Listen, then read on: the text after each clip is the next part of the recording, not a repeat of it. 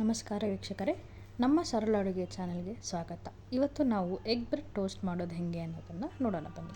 ಅದಕ್ಕೆ ಬೇಕಾಗಿರೋ ಸಾಮಗ್ರಿ: ಬ್ರೆಡ್ ಸ್ಲೈಸ್, ಗರಂ ಮಸಾಲ, ಎಣ್ಣೆ, ಅಚ್ಚ ಖಾರದ ಪುಡಿ, ಉಪ್ಪು, ಎಗ್ ಮಸಾಲ, ಸಣ್ಣದಾಗಿ ಹೆಚ್ಚಿಟ್ಕೊಂಡಿರೋ ಈರುಳ್ಳಿ, ಮೊಟ್ಟೆ, ಬೆಣ್ಣೆ ಇಲ್ಲ ಅಂದರೆ ತುಪ್ಪ ಅಥವಾ ಚೀಸ್ ಕೂಡ ಬಳಸ್ಬೋದು. ಬನ್ನಿ ಮಾಡೋ ವಿಧಾನ ತಿಳ್ಕೊಳ್ಳೋಣ.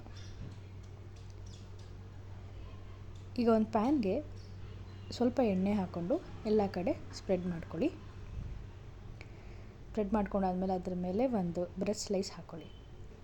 ಬ್ರೆಡ್ನ ಎರಡೂ ಕಡೆ ಗೋಲ್ಡನ್ ಬ್ರೌನ್ ಬರೋ ಹಾಗೆ ರೋಸ್ಟ್ ಮಾಡ್ಕೋಬೇಕು. ರೋಸ್ಟ್ ಮಾಡ್ಕೊಂಡಾದ್ಮೇಲೆ ಅದನ್ನು ಸೈಡಿಗೆ ಇಟ್ಕೊಳ್ಳಿ. ಈಗ ಅದೇ ಪ್ಯಾನ್ಗೆ ಸ್ವಲ್ಪ ಎಣ್ಣೆ ಹಾಕ್ಕೊಳ್ಳಿ. ಎಣ್ಣೆ ಹಾಕ್ಕೊಂಡು ಎಲ್ಲ ಕಡೆ ಕ್ಲೀನಾಗಿ ಸ್ಪ್ರೆಡ್ ಮಾಡ್ಕೊಳ್ಳಿ. ಈಗ ಒಂದು ಮೊಟ್ಟೆ ಒಡ್ಕೊಂಡು ಅದರಲ್ಲಿರೋ ಎಗ್ ವೈಟ್ ಮಾತ್ರ ಹಾಕ್ಕೊಳ್ಳಿ. ಇಲ್ಲಿ ಒಂದು ಮೊಟ್ಟೆ ಮಾತ್ರ ಬಳಸಿದ್ದೀನಿ, ನೀವು 2 ಮೊಟ್ಟೆ ಕೂಡ ಬಳಸ್ಕೋಬೋದು. ಈಗ ಬರೀ ಎಗ್ ವೈಟ್ ಮಾತ್ರ ಪ್ಯಾನ್ಗೆ ಹಾಕೋತಾ ಇದ್ದೀನಿ. ಇದರ ಮೇಲೆ ಆಗಲೇ ರೋಸ್ಟ್ ಮಾಡಿ ಇಟ್ಕೊಂಡಂಥ ಬ್ರೆಡ್ ಸ್ಲೈಸ್ ಹಾಕ್ಕೊಳ್ಳಿ. ಈಗ ಈ ಬ್ರೆಡ್ ಸ್ಲೈಸ್ ಮೇಲೆ ಎಗ್ ಯಾಕ್ ಅಂದರೆ ಎಗ್ ಹಳದಿ ಬಣ್ಣನ ಹಾಕ್ಕೊಳ್ಳಿ. ಅದನ್ನು ಕ್ಲೀನಾಗಿ ಒಂದು ಸ್ಪೂನಲ್ಲಿ ಬ್ರೆಡ್ನ ಎಲ್ಲ ಸೈಡ್ ಸ್ಪ್ರೆಡ್ ಮಾಡ್ಕೊಳ್ಳಿ. ನೋಡಿ, ತೋರಿಸ್ತಾ ಇರೋ ಹಾಗೆ ಒಂದು ಸ್ಪೂನಲ್ಲಿ ಎಲ್ಲ ಕಡೆ ಎಗ್ ಯಾಕ್ನ ಮೊಟ್ಟೆಯ ಹಳದಿ ಭಾಗವನ್ನು ಸ್ಪ್ರೆಡ್ ಮಾಡ್ಕೊಳ್ಳಿ. ಸ್ಪ್ರೆಡ್ ಮಾಡ್ಕೊಂಡಾದ್ಮೇಲೆ ಸಣ್ಣದಾಗಿ ಹೆಚ್ಚಿರೋ ಈರುಳ್ಳಿನ ಅದ್ರ ಮೇಲೆ ಹಾಕ್ಕೊಳ್ಳಿ. ಈರುಳ್ಳಿನೂ ಕೂಡ ಎಲ್ಲ ಕಡೆ ಬರೋ ಹಾಗೆ ಕ್ಲೀನಾಗಿ ಹಾಕ್ಕೊಳ್ಳಿ. ಈರುಳ್ಳಿ ಎಲ್ಲ ಹಾಕ್ಕೊಂಡಾದ್ಮೇಲೆ ಈಗ ಮಸಾಲೆಗಳನ್ನ ಹಾಕೋಣ. ಮೊದಲನೇದಾಗಿ ಅಚ್ಚ ಖಾರದ ಪುಡಿ ಹಾಕ್ಕೊಳ್ಳಿ.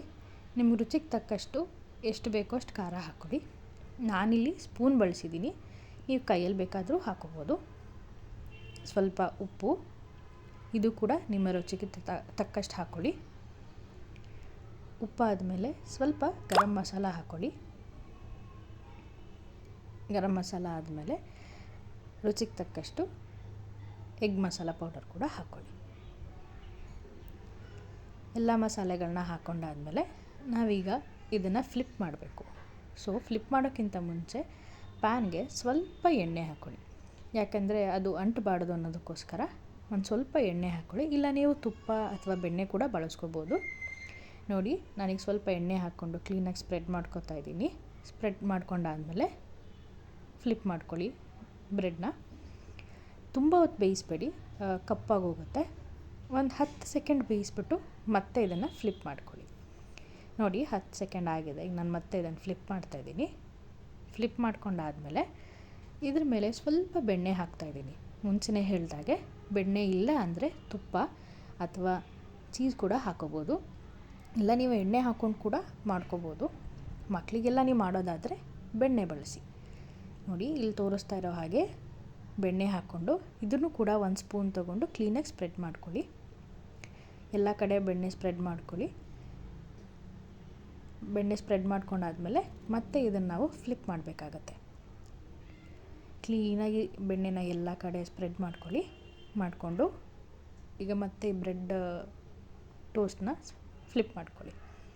ಫ್ಲಿಪ್ ಮಾಡ್ಕೊಂಡಾದ್ಮೇಲೆ ತುಂಬ ಬೇಯಿಸಬೇಡಿ, 10 ಸೆಕೆಂಡ್ಸ್ ಬೇಯಿಸಿ ಗ್ಯಾಸ್ ಆಫ್ ಮಾಡ್ಕೊಳ್ಳಿ. ಎಗ್ ಬ್ರೆಡ್ ಟೋಸ್ಟ್ ಸವಿಯಲು ಸಿದ್ಧ. ಇದನ್ನು ನೀವು ನಿಮ್ಮ ಮನೇಲಿ ಟ್ರೈ ಮಾಡಿ ಹೇಗಿದೆ ಅಂತ ನಮಗೆ ಕಮೆಂಟ್ಸ್ ಮಾಡಿ ತಿಳಿಸಿ. ನಮ್ಮ ಚಾನಲ್ಗೆ ಸಬ್ಸ್ಕ್ರೈಬ್ ಮಾಡಿ. Thank you.